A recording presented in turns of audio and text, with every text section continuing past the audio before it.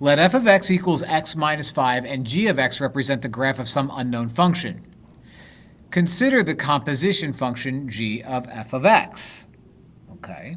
Which of the following describes the transformation of the graph of g in g of f of x? Okay. So g of f of x is the same thing as g of x minus 5. So here's regular g of x, and I don't know what you look like, that's what it said. But f of x, when plugged into g of x, becomes g of x plus 5. Now, when you compare these two, what you have inside the parentheses is you're subtracting 5 from x. That is a horizontal translation.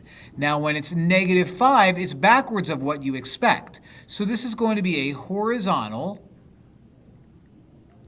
translation of not negative 5, but of regular 5.